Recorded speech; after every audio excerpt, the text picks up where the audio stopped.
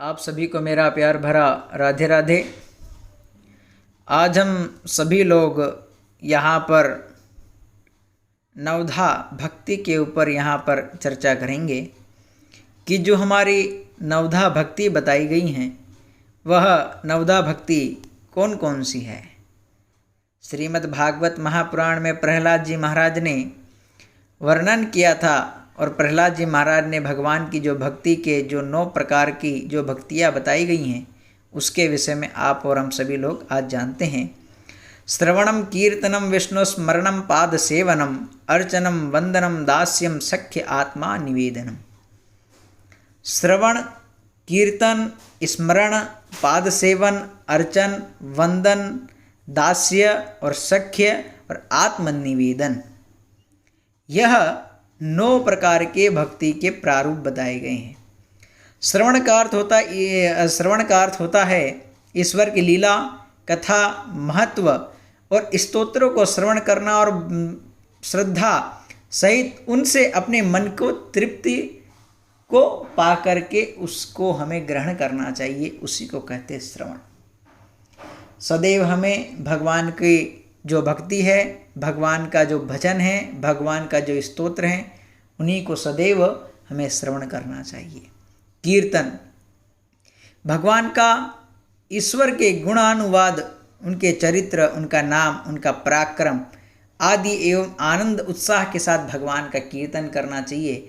जब भक्ति महारानी के 2 पुत्र ज्ञान और वैराग्य जिस समय अपनी नवीन अवस्था को प्राप्त किए थे, वहाँ पर भक्ति महारानी भी स्वयं श्री कृष्ण गोविंद हरे मुरारी का नाम लेकर के वहाँ पर नृत्य करने लगी थी और उन्होंने भी भक्ति का जो प्रारूप बताया वो भगवान की भक्ति का जितना हो सके उतना आनंद पूर्वक हमें उनका भजन और कीर्तन करना चाहिए। स्मरण, सदैव हमारे चित्त के अंदर परमात्मा का ही स्मरण चलता रहे और परमात्मा के जो महात्मा हैं, परमात्मा की जो शक्तियाँ हैं, उसके स्मरण में हम उनके मंत्र मुग्ध हो जाना।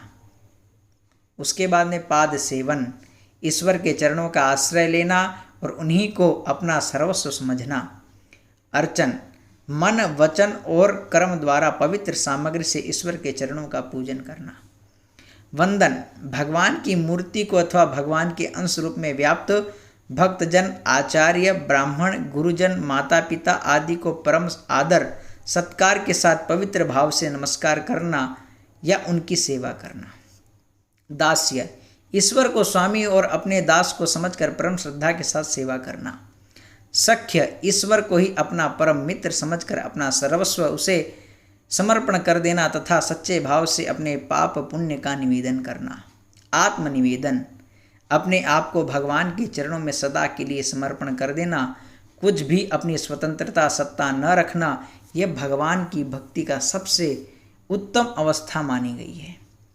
इसके बाद में बाबा तुलसी रामचरितमानस में अरण्य कांड में भी नवधा भक्ति का वर्णन मिलता है।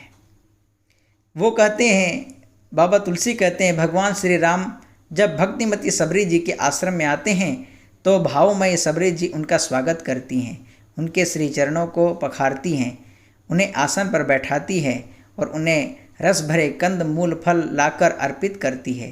प्रभु बार बार उन फलों के स्वाद की सराहना करते हुए आनंदपूर्वक उनका आस्वादन करते हैं। इसके पश्चात भगवान राम सबरी जी के समक्ष नवधा भक्ति का स्वरूप प्रकट करते हुए उन्होंने कहा, भगवान यहाँ कहते हैं, नवधा भक्ति कहो तो ही पाही, सावधान सुनो धर मन माही। प्रथम भक्ति संतन कर संगा, दूसरी रति मम कथा प्रसंगा। गुरुपद पंकज सेवा, तीसरी भक्ति अमान, चौथी भक्ति मम गुण गण करी कपट तजी गान। मंत्र जाप मम दृढ़ विश्वासा, पंचम भजन सुवेद प्रकाशा।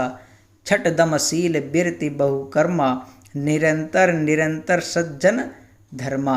सातव समोहि मैं जग देखा, मोते संत अधिक कर लेखा। आठव जथा लाभ संतोषा, सपने नहीं देखी पर दोषा। नवम सरल सब छल हीना, मम भरोसे यह हरस न दीना। यहाँ पर बाबा तुलसी ने भी अपनी चौपाइयों के माध्यम से अरण्य कांड में बहुत ही सुंदर नवदा भक्ति का वर्णन जो भगवान श्री राम के द्वारा सबरी जी को जो नवधा भक्ति का जो बताया गया था, वो भी बहुत ही सुंदर व्याख्यान हम सभी लोगों ने श्रवण किया। और ये भगवान की जो भक्ति है, सदैव हमें भगवान की भक्ति में एकदम, जब हम भगवान का कीर्तन कर रहे हैं, जब हम भगवान का नाम स्मरण कर रहे हैं, तो हमारा जो मन है, चित्त है, उसे एकाग्र ही रखना चाहिए। जब हम भगवान की भक्ति में एकदम लीन हो जाना चाहिए। जैसे आज हम लौकिक भाषा में कहते हैं ना कि न पीने, न पिलाने, न खाने में है, न किस्से कहानी सुनाने में है, जिंदगानी को जीने का असली मज़ा कथा में कृष्ण की डूब जाने में है। तो हम जब भगवान की कथा श्रवण करते हैं तो हमारा सब कुछ भगवान के प्रति ही समर्पण हो जाए, ऐसी मन में ऐसी मंगल भावना रखनी चाहिए। जय श्री राधे, जय श्री कृष्णा।